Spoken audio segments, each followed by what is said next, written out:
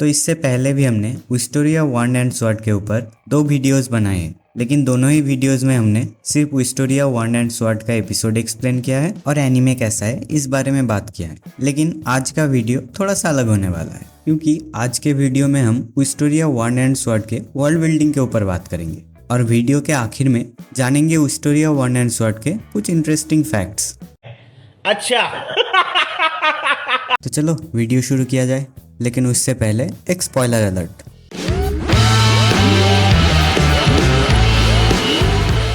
अगर विस्टोरिया वॉन्ड and sword का world building समझना है तो सबसे पहले हमें जानना पड़ेगा मैगिया वेंडर के बारे में और इस वर्ल्ड के स्टोरी के बारे में।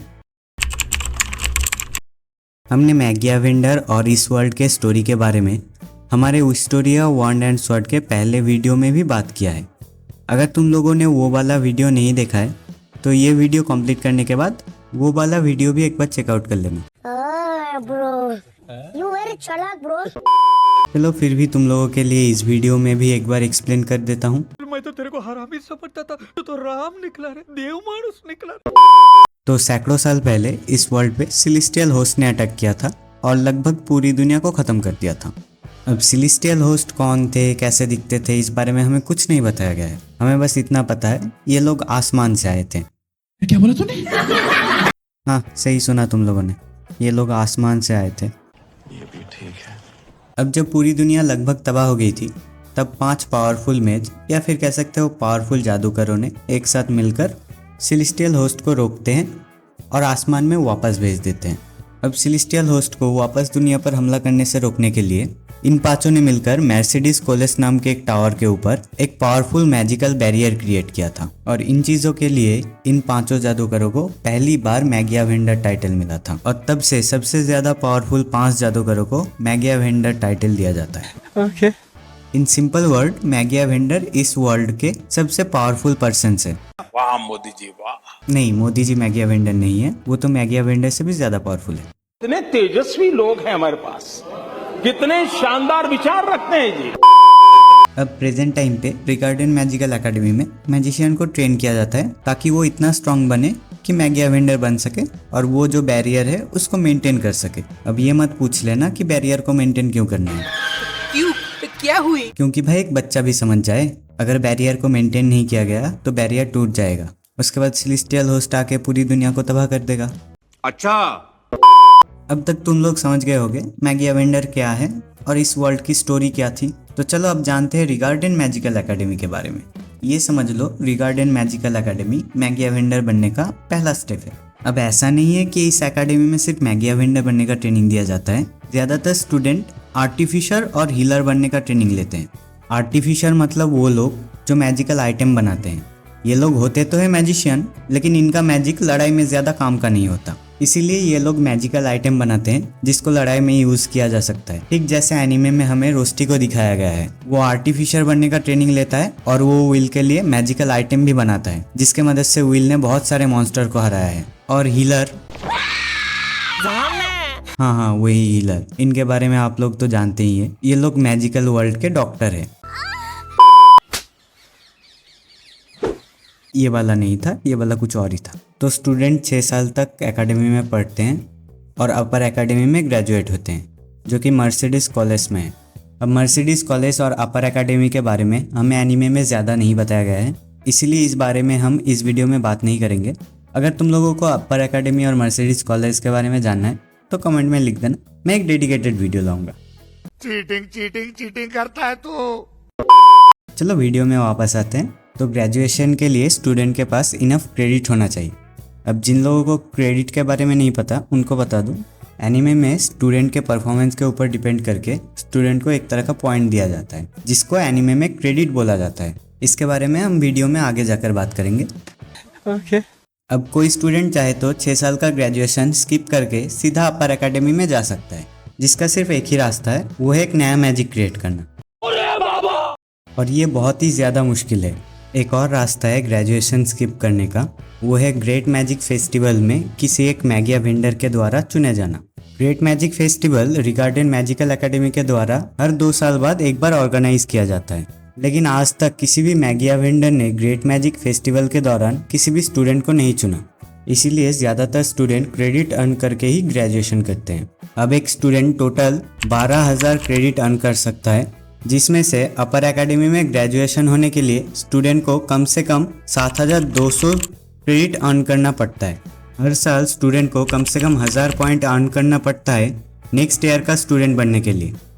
मतलब एक फर्स्ट ईयर के स्टूडेंट के पास कम से कम 1000 क्रेडिट होना चाहिए सेकेंड ईयर का स्टूडेंट बनने के लिए। वैसे ही सेकेंड ईयर के स्टूडेंट के पास मिनिमम 2000 क्रेडिट होना चाहिए थर्ड ईयर का स्टूडेंट बनने के लिए। वैसे ही थर्ड ईयर के स्टूडेंट के पास 3000, फोर्थ ईयर के स्टूडेंट के पास 4000, फिफ्थ ईयर के स्टूडेंट के पास 5000। ऐसे ही सिक्स्थ ईयर के स्टूडेंट के पास 7200 क्रेडिट होना चाहिए अपर एकेडमी में ग्रेजुएशन लेने के लिए। लेकिन अगर स्टूडेंट अपर एकेडमी में नहीं जाना चाहता है तो वो 6000 क्रेडिट के साथ ग्रेजुएट हो सकता है और एक हीलर या फिर आर्टिफिशियर बन सकता है। अब स्टूडेंट क्रेडिट कैसे अर्न करते हैं इस टॉपिक पर आते हैं। तो स्टूडेंट के पास 3 डिफरेंट तरीके हैं, 3 डिफरेंट अमाउंट के क्रेडिट अर्न करने के, जिसमें से पहला है रिटन। इसमें एक स्टूडेंट को मैक्सिमम 3600 क्रेडिट मिलते हैं, जिसके लिए स्टूडेंट को हम लोगों की तरह एग्जाम में रिटन एग्जाम देना पड़ता है। इन लोगों का दर्द मैं समझ सकता हूँ यार। अब आते हैं दूसरे तरीके पर, जो कि है प्रैक्टिकल स्किल, जहाँ पर एक स्टूडेंट मैक्सिमम 4800 क्रेडिट अर्न कर सकता है, जिसमें स्टूडेंट के मैजिकल स्किल के ऊपर डिपेंड करके स्टूडेंट को क्रेडिट दिया जाता है। मतलब जो लोग मैजिक यूज़ नहीं कर सकते हैं उनको यहाँ से एक भी क्रेडिट नहीं मिलता। वो तो हमारा व्हील का बात अलग है, इसीलिए उसने एडवर्ड को हरा के 5 प्रैक्टिकल स्किल के पॉइंट ले लिए थे। जलवा है हमारा। और तीसरा तरीका है प्रैक्टिकल ट्रेनिंग, जिसमें एक स्टूडेंट को मैक्सिमम 3600 क्रेडिट अर्न करने का मौका मिलता है, जिसमें स्टूडेंट को डंजन में जाके मॉन्स्टर को मारना पड़ता है, उसके डेड बॉडी से माना कलेक्ट करके लाना पड़ता है एज ए प्रूफ कि हाँ मैंने इस मॉन्स्टर को हराया है। और बाद में एकेडमी में चेक करके उसने कौन से मॉन्स्टर को हराया और उसके ऊपर कितने क्रेडिट का इनाम था, ये देखकर वो क्रेडिट उस स्टूडेंट को दिया जाता है। और हाँ, व्हील मैजिक यूज़ नहीं कर सकता था, इसीलिए वो वन में माना भी कलेक्ट नहीं कर सकता है, जिसके वजह से वो मॉन्स्टर को मारने के बाद या तो उसका नाखून या फिर सींग या फिर सिर ये सब लेके आता था एज ए प्रूफ। अब स्टूडेंट इन तरीकों से मिनिमम 7200 क्रेडिट कलेक्ट करते हैं और अपर एकेडमी में ग्रेजुएट होते हैं, जहाँ पर स्टूडेंट चाहे तो मैगिया वेंडर के टीम के मेंबर बन सकते हैं या फिर मैगिया वेंडर से ज़्यादा पावरफुल बनकर एक मैगिया वेंडर भी बन सकते हैं। और जैसा कि मैंने वीडियो में पहले भी बताया था, इन चीज़ों के बारे में हमें एनीमे में ज़्यादा बताया नहीं गया है, इसीलिए इन चीज़ों के बारे में हम ज़्यादा बात नहीं करेंगे। तो एनीमे में अभी तक इस वर्ल्ड के बारे में जो कुछ भी दिखाया गया है वो मैंने तुम लोगों को बता दिया।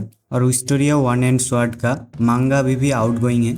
अगर तुम लोग उसके बारे में और भी ज़्यादा डिटेल में जानना चाहते हो तो मुझे कमेंट में बताना, मैं मांगा के ऊपर एक अलग से वीडियो ला सकता हूँ। अच्छा। अब मैं तुम लोगों को बताने वाला हूँ इस एनीमे के बारे में कुछ इंटरेस्टिंग फैक्ट्स। अभी मजा आएगा ना भिड़ो। तो हिस्टोरिया वन एंड स्वॉर्ड के 3rd एपिसोड में हमें मैगिया वेंडर का मीटिंग दिखाया जाता है, जहाँ पर हम लोगों को 5 कुर्सियाँ दिखती हैं, लेकिन हमें सिर्फ 4 मैगिया वेंडर से इंट्रोड्यूस कराया गया था। तो ये बीच वाला जो कुर्सी है ये किसके लिए? तो ये कुर्सी है strongest Magia Vendor Aaron Masterius old king का, जो कि एक लाइट मैजिक यूजर है और ये कह सकते हो कि ये सारे मैगिया वेंडर का लीडर है। अब तुम लोग रोस्टी को तो पहचानते हो, हाँ वही विल का रूममेट जो उसके लिए मैजिकल आइटम बनाता है। तो वो लौंडा विल से प्यार करता है। हाँ सही सुना, वो फ्रेंड वाला प्यार नहीं, ये वाला प्यार। ये सब क्या देखना पड़ रहा है? अच्छा है मैं अंधा हूँ। वैसे टेंशन लेने की कोई बात नहीं है, वन साइडेड लव है और हमारे विल के दिल में सिर्फ एल्फरिया ही है, कोई लौंडा नहीं।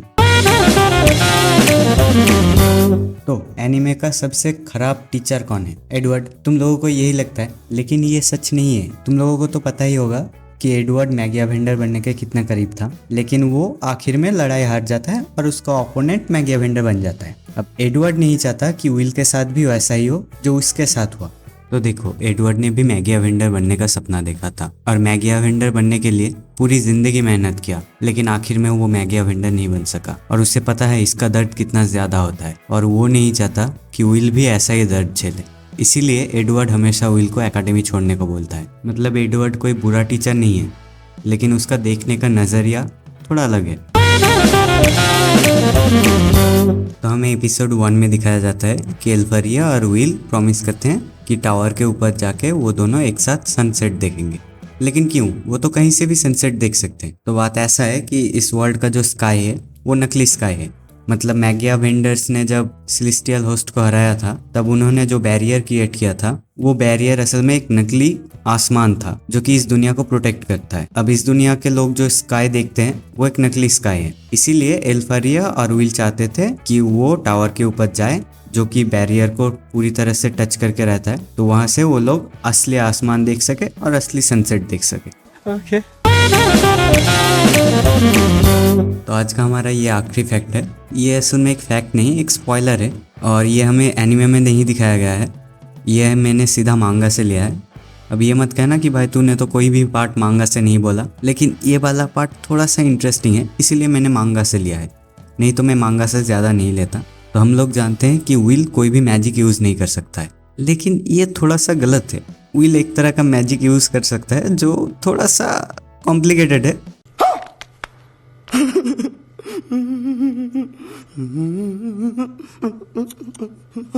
टेंशन लेने की कोई बात नहीं है, वो जब तुम लोगों को एनिमे में दिखाएगा तब तुम लोग समझ जाओगे, या फिर तुम लोग मांगा भी पढ़ सकते हो। ये सोच लो कि विल का मैजिक एक मैगिया वेंडर को भी टक्कर दे सकता है या फिर उससे भी ज़्यादा पावरफुल। तो आज का वीडियो यहीं पर ही एंड करते हैं। एक्सपेक्ट करता हूँ कि आप लोगों को वीडियो अच्छा लगा है। अगर अच्छा लगा है तो प्लीज़ लाइक कर देना, और ऐसी वीडियोस देखना है तो चैनल को सब्सक्राइब करो। और मैंने जो बोला, तुम लोगों को जो भी टॉपिक के ऊपर वीडियो चाहिए वो मुझे कमेंट में लिख देना, मैं उस टॉपिक के ऊपर वीडियो लाने की पूरी कोशिश करूँगा। तो मिलते हैं अगले वीडियो में। सायोनारा तब तक के लिए।